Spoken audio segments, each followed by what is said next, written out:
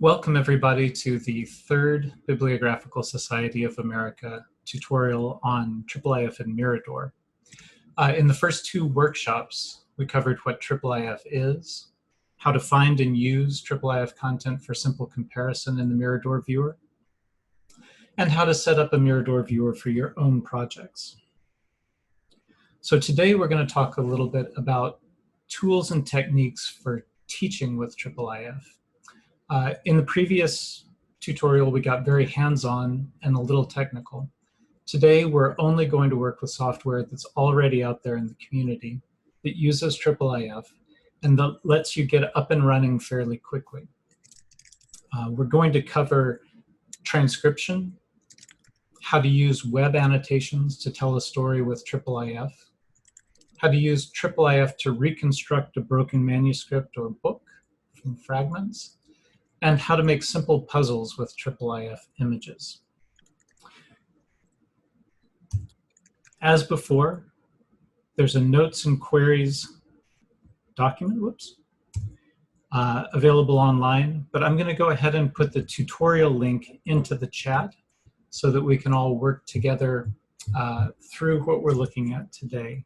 So as soon as I find the chat, there we go. I'll go ahead and drop this in. And if you want to follow along, go ahead and click on that tutorial link. That link also takes you to a document that has all of the notes from the previous two tutorials. So just go ahead and use this as you wish. And if you have questions, drop them in the Q&A. With luck, Erin will be able to help me monitor that if I miss anything while we're going. Alrighty, I'm going to stop sharing the slides for a moment and move over to the tutorial document.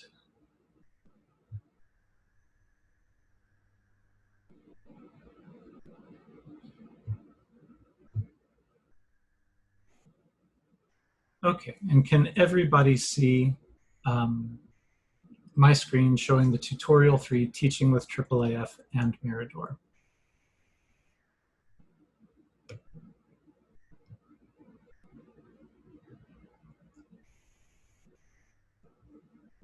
Great, everybody can see it. Excellent. So we're going to start off with transcription. A very basic approach to dealing with IIIF material is to bring it into some sort of environment and then transcribe what you see on the page. The tool we're going to be working with today is called From the Page. It was developed by Ben and Sarah Brumfield, and they've been using it in a number of different contexts for cultural heritage material transcription. We're going to use it today for its ease of setup and use. I would like to point out that there are other transcription tools that can be used, and we'll talk about that in a little bit. But for now, we're just going to focus on this one because it's very IIIF friendly, very easy to get started with a classroom. If you want to do a deeper dive in From the Page, they've got a wonderful documentation set here.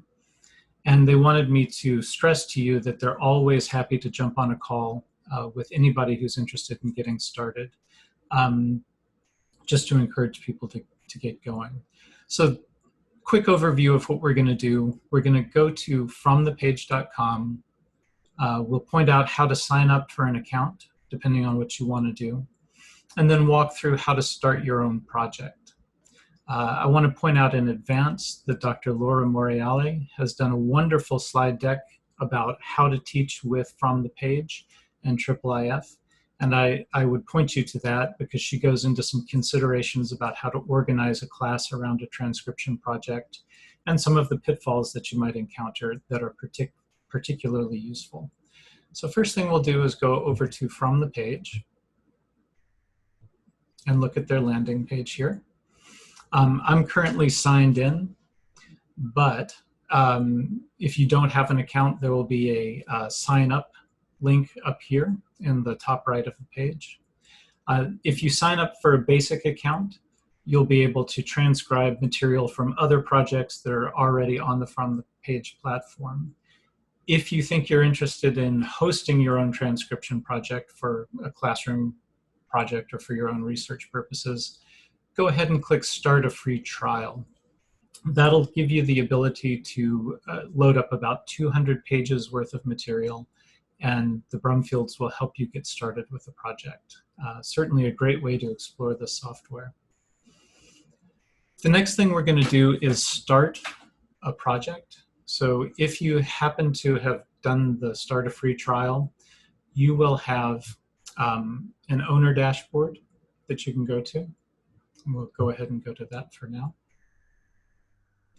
And you'll have the ability to look at everything that you've started. So at the moment,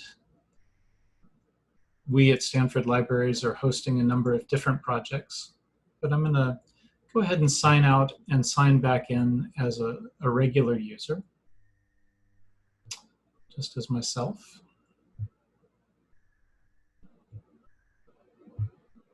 So that you get a little bit better sense of what a non-institutional account looks like.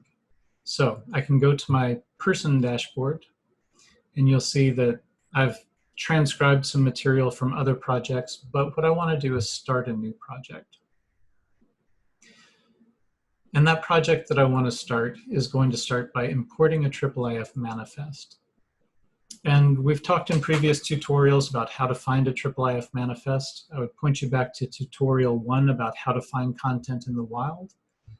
I'm going to go ahead and grab this manifest that I've already got queued up, and I'm going to click the Import a IIIF manifest or collection. And I'm going to paste that in, and then simply click Import. And it takes a few minutes, but what you can see is that we've now got a lot of metadata about an object that I just imported. And if we scroll down, we can select a collection to import this into. So I'm going to just go ahead and add a new collection at this point. And we're going to call this test BSA. This is a test. And create that collection.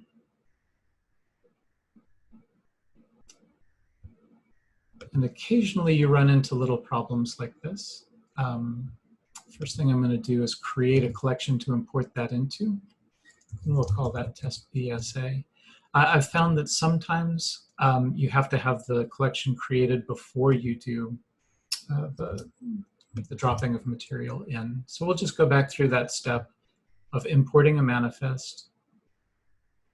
And we'll now be able to import it into an existing project. Test BSA. Import that. And in a moment, we should have a full project ready to transcribe with.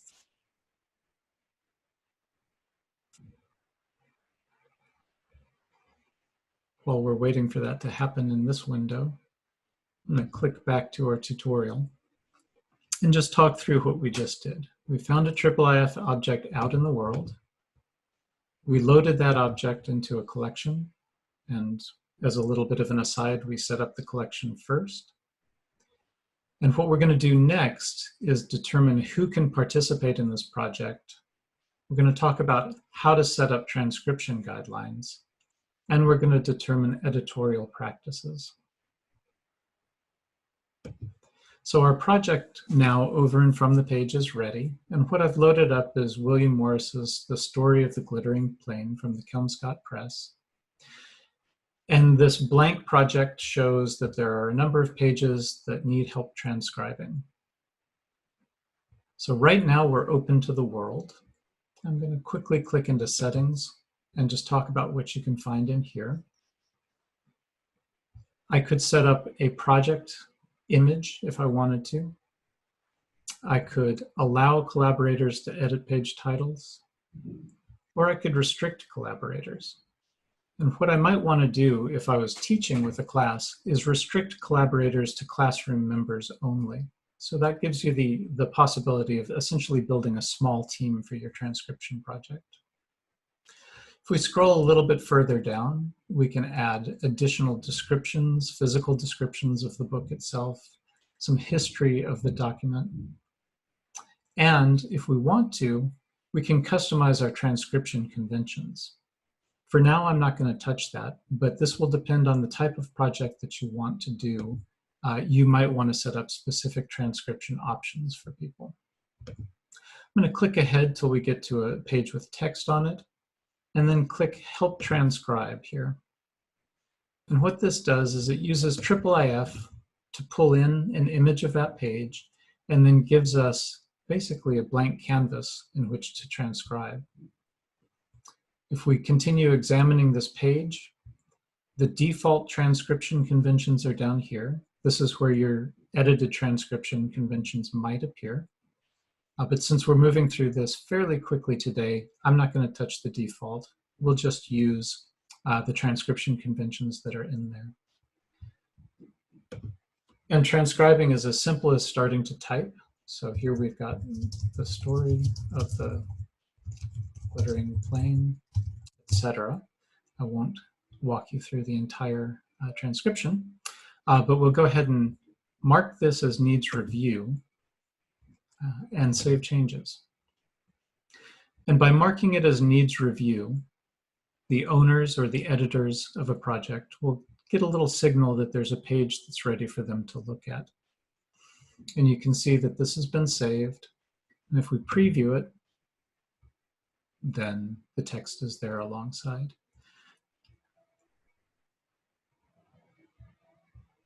Okay. Over time, as you build out those transcriptions, they will become searchable.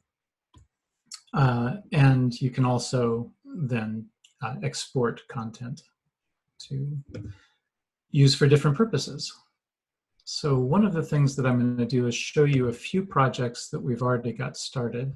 And I'm going to sign back into the Stanford account so that we can look at projects that are already underway and what can be done with them. I'm going to go to my dashboard again.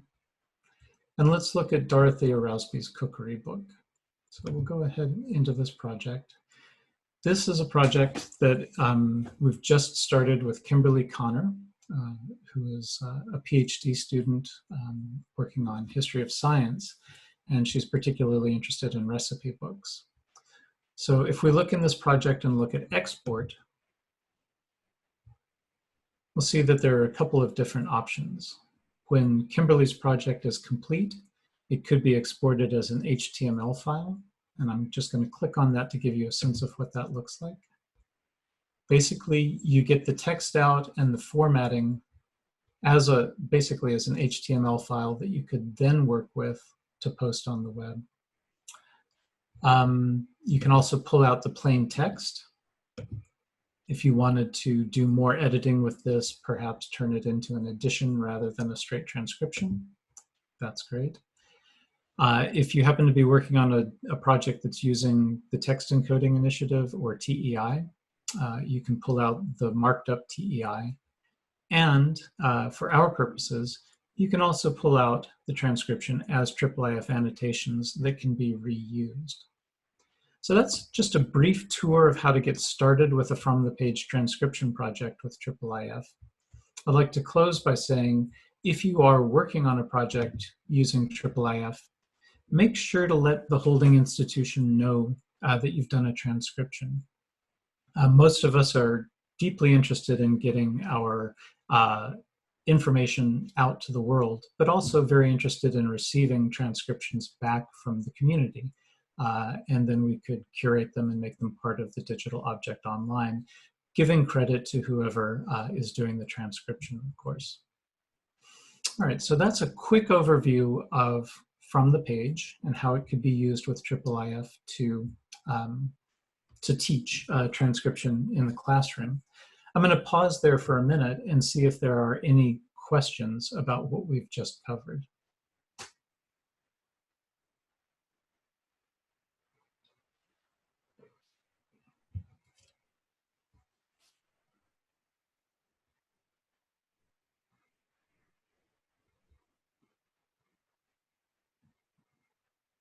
Okay, if there are no open questions, and I don't see anything cropping up, let's move on to teaching with annotations. Ah, yes. Why, how were some phrases in the HTML exported file hyperlinks. Okay. So from the page uses a fairly, let's actually go back and take a look at this. From the page uses some fairly sophisticated behind the scenes linking that's happening. So they're linking text to page, excuse me, but they're also building up a list of associations. So in the project called Life and Death in Florence, part of that project has been building up a list of people mentioned in an obituary book for a Florentine convent.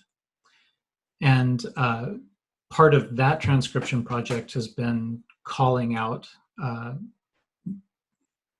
names of people using a convention that From the Page uses to mark out a subject. And within that, then, they're developing relationship lists. They're developing a location of where that name is on the page, and basically a graph of information that underlies that basic transcription we did. So that's kind of what's happening when we see that HTML export, is that some of those linkages are being pushed out so that you can have a more interactive web experience with your transcription. Does that answer that question?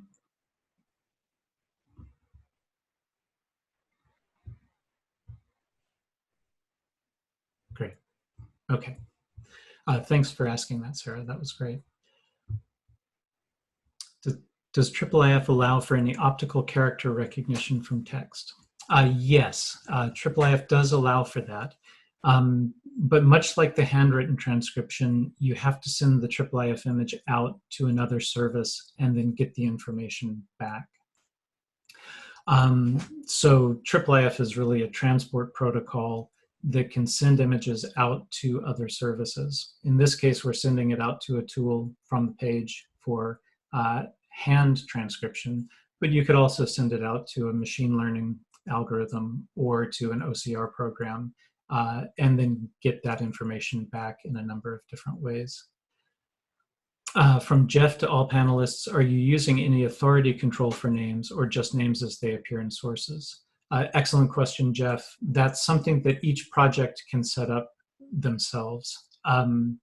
With the Florentine project that we're doing here, our first step is just to build up the list of names as they appear in the sources. The follow-on step would be to see if we could identify any of the women listed here, and then if we could build out either an authority list or a link to an existing authority control for those names. So it's really going to depend on the project, but there is no restriction from the IIIF point of view. It's mostly from how you want to run your own project. Thanks for those questions. Those were great. If there are no more, we'll move on to the annotation section. And I wanted to call out right at the beginning that in IIIF land, we use the term annotation somewhat idiosyncratically. The IIIF uses the web annotation model, and I'm going to just click through to this. We're not going to spend much time on this, but there is a fairly lengthy protocol here where the term annotation is being used to express a relationship between two web resources, a body and a target. So normally we would think about an annotation as a marginal comment or an interpretation of a word interlinearly or something like that. And in IIIF, we're using annotation to simply mean a linking between two pieces of data on the web. So when we talk about teaching with annotations, transcriptions are a type of annotation, and what we've done in From the Page is link a transcribed page text to the image of the page. But we can do a lot of other things with annotation in IIIF. Those of you who have attended the last two tutorials will recognize the Mirador demo page. And Mirador supports some very simple annotation. I'm going to go ahead and toggle annotations on by clicking the speech bubble icon. And the types of annotations that you might see here are simple observations. So somebody has noticed that here we've got a close-up of an eye, and because I didn't clear my browser cache, an example I used in an earlier tutorial for creating a simple annotation is still here, that Van Gogh still has an ear in this particular example. But you could do all kinds of annotation in-depth, set up your own system for organizing information about IIIF content.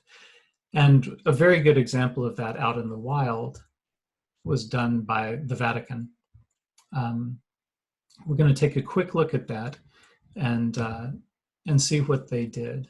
So the Vatican set up a number of pathways to allow people into their collections in collections that had been under-cataloged. And one of the ways they did that was by using Mirador and IIIF to annotate images of a number of their manuscripts. And they tagged each annotation so that we could go in and search with them. So I'm going to go ahead and click on Champ Initials. The link for this is in the tutorial page. And you'll see that what they've done is called out a number of different initials within this set of material. And IIIF then allows us to navigate through a bunch of different objects and see these tagged initials in context on the page. So here, Eva Ponzi has noted this champ initial, and she's done the same thing throughout a number of manuscripts. So from creating a simple annotation in Mirador to reusing it in a web application like the Vatican one takes a number of steps. I wanted to point to this as an example that's out there of how people are using annotations. And if you're interested in this, then the IIIF community can help you get started, but it does require running some additional software. Another example is the Anona annotation library that Nikki O'Neill and the North Carolina State University Libraries team have put together. This also requires a little bit of additional work, but I wanted to point it out as an excellent example of using IIIF and annotations to tell a story. So their storyboard allows you to take a IIIF image and then work your way through features in that image as a way of basically describing what's in the image and then navigating through it in a guided way. And this approach is great if you want to either set up a very close examination of a page or an object for students, or if you want to have the students create their own. And so what we're going to do together today is actually create our own by looking at a product called Stories, and you'll note the 3 eyes in Stories there, indicating a sense of humor and IIIF relationship by the team at COGAP, a fantastic team of developers in the UK. If we click through to this, you can see a couple of examples that they've got already. Clicking on see how it works. And we're going to just take a quick basic look at Holbein's Ambassadors. And the annotations that they've created are a mixture of text and then details from the image. If we go back and look at the viewer example, once it loads up, then you can see that this basically walks you through this image and allows you to navigate and tell a story about a page fairly easily. Now, this could be very complicated, but the COG app team has made this editor here that we're going to work through together that makes setting up the annotations fairly simple. So by clicking on that editor link, we start with a form that we want to fill out. And the things that we're going to want to do here are come up with a title for our story and an author, description, image rights and credit information where available, and we're going to drop in a IIIF image URL. So let's walk through that together. We're going to set up a project called Calling of Saints Peter and Andrew. Author, or in this case, the artist, is Giovanni Decchio, 15th century, second half. Image rights and credits. This is from the Burke collection at Stanford, and you can visit that particular object at this URL. Now, next thing is a IIIF info.json URL. This requires going into the manifest, finding the image service ID, and dropping that in. I've given you instructions in the tutorial about how to do that, but this is probably the hardest part of this particular approach to working with IIIF, because we often don't expose individual images, URIs. But hopefully the instructions in the tutorial document will help. And I'm going to go ahead and just paste this in, and we're going to begin the story. And you can see that what it has done is loaded up a IIIF image and then given us a set of a working space to add new annotations. So one of the first things we're going to do is add one here. I'm just going to say from the Burke collection, Calling of Saints Peter and Andrew, and submit that. And if I wanted to add another one, let's say a detail that I wanted to call out, we could zoom in on the artist's name and date here, and just say, unusually, this miniature is signed by the artist, dated, and submit that. And we have now two annotations, and let's preview what we've done. So we can see that we start off with the full image and then can zoom in to, zoom out rather, to the initial annotation we created, and then zoom in to the feature that we wanted to call out. So the only two things that you need to be doing here are zooming in on features that you care about, and then creating an annotation. And you can move annotations around to help tell your story. And then once you've completed it, you can look at the links and share those out in a number of different ways. You can bookmark the link to share it with the world. You as the editor can come back and add to that story if you wanted to, or you could embed it in your own website. So that's a quick walkthrough of how the tool works. And if we look at one that I've already cooked up, you can see that we can walk through fairly complicated details, either for students or with student participation. So this is another object from the Burke collection. It was signed by the artist with a B. We can look at the influence of Leonardo in the area around Milan at the time that this miniature was created. We can call out the main characters to help people understand what it is that they're looking at, stoning St. Stephen. And we can even look at details like the angel helping Stephen's soul up to heaven, or the cherubim with wings that are up in the clouds. or we can call out the construction of this initial S with fish and bird imagery itself. So you could go into any level of detail you wanted, perhaps working through the elements of a title page or a colophon, or the layout of a 16th century book opening, to basically engage either a guided tour through an object or have people call out information that they're seeing in an object and share it with a class.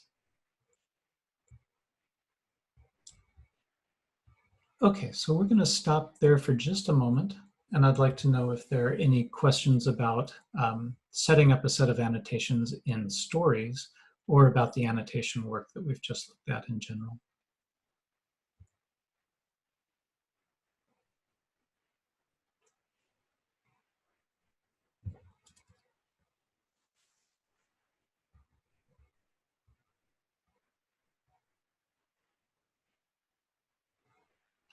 Okay, if no further questions on this section, then let's move into one of the things that IIIF has been used for in teaching by Dr. Lisa Fagan Davis, particularly from the Medieval Academy of America. Sorry, I just saw a question there. Is there any key to which parts are annotated? Or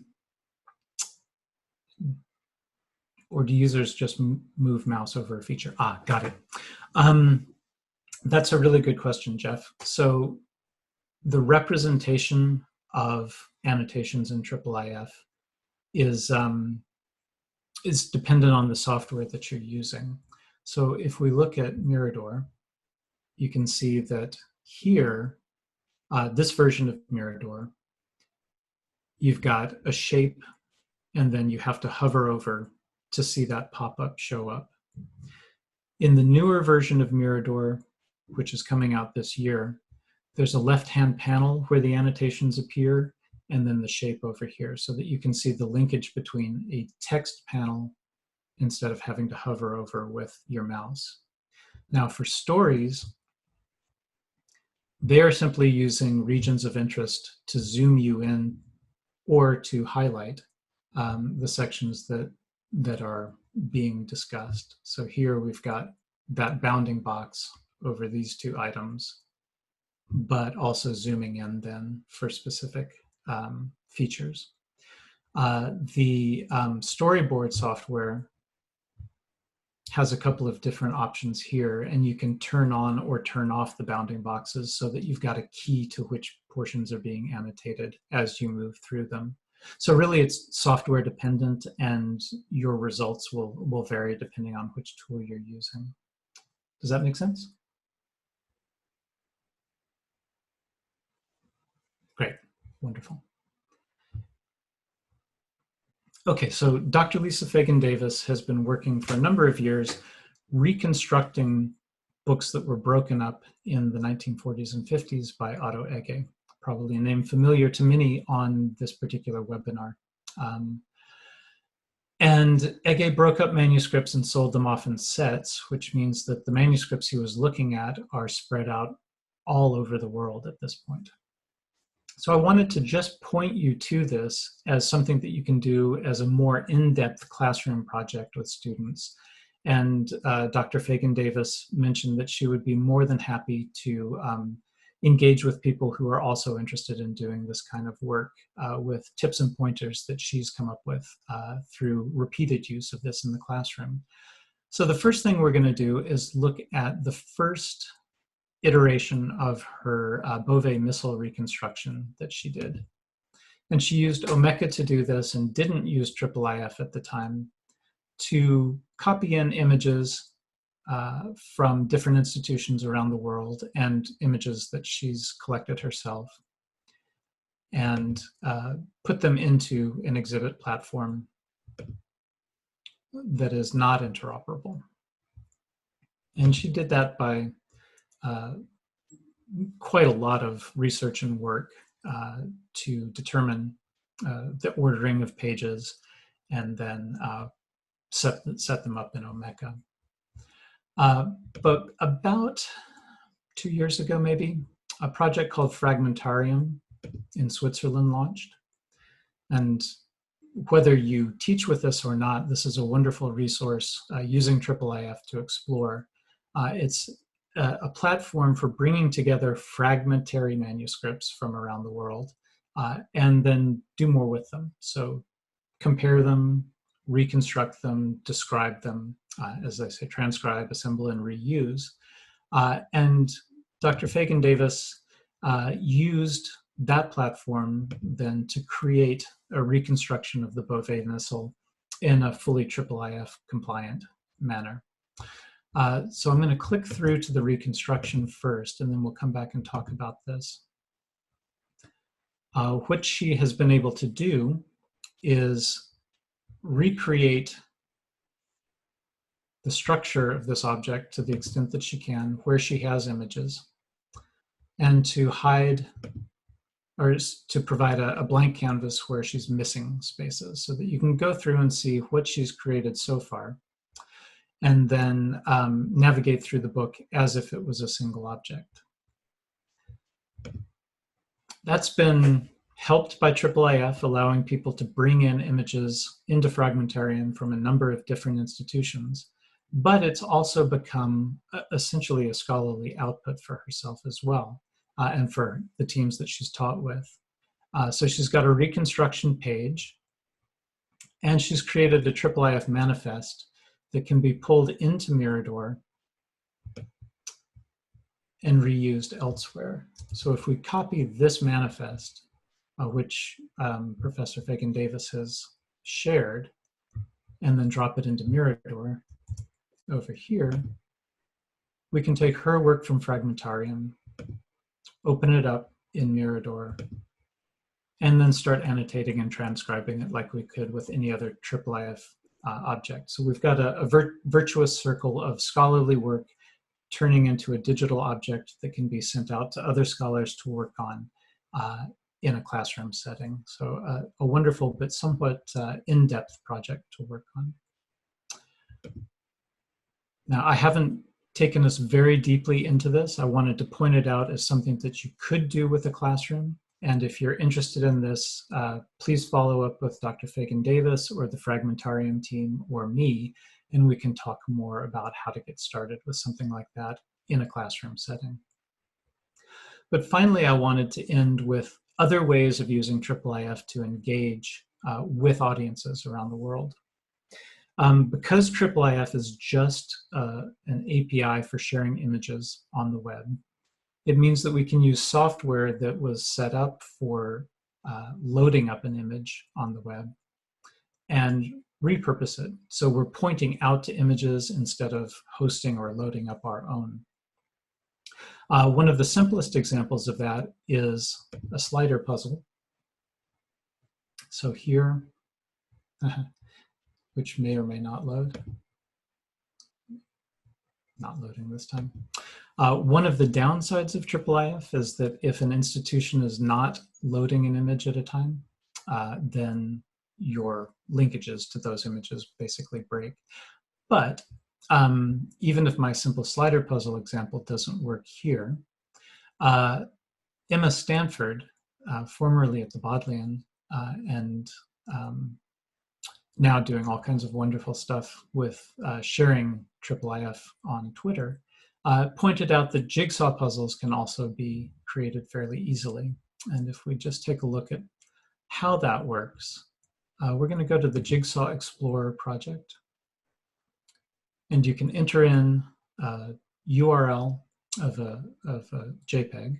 So it just needs a JPEG somewhere on the web. And because all IIIF images are available this way, we can drop in an image from basically any content that we find in IIIF. So I'm going to see if we've got something over here.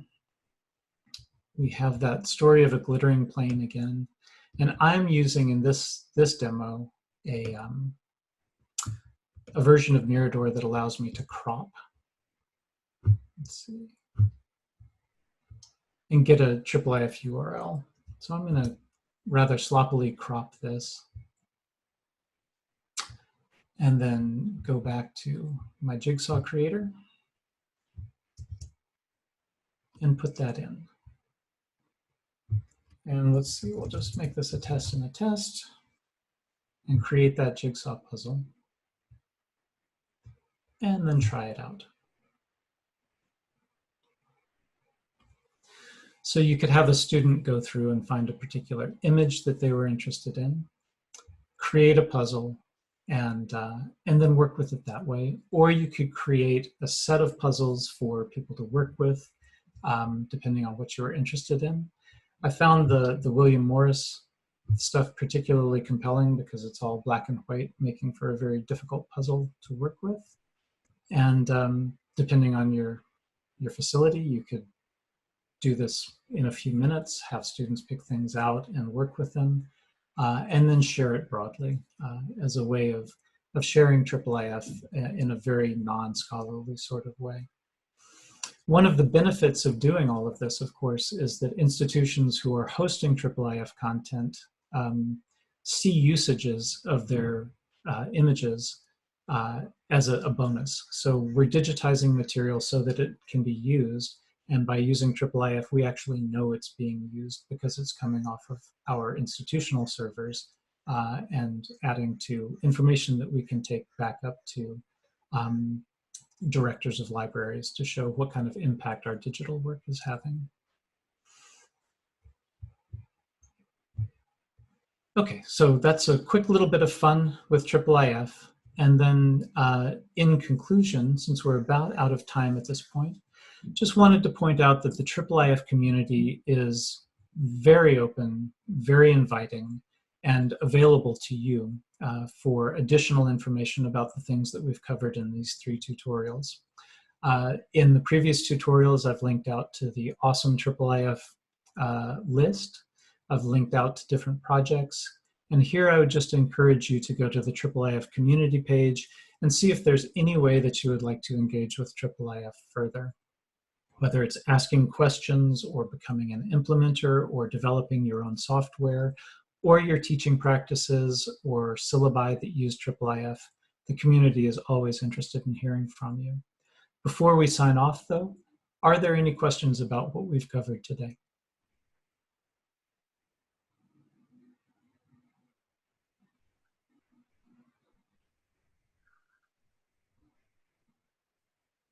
Well, if there aren't any questions, I'll just say my thanks again. If no additional questions, then I would like to thank the Bibliographical Society of America for hosting these tutorials, and to Aaron Schreiner particularly for helping to facilitate this.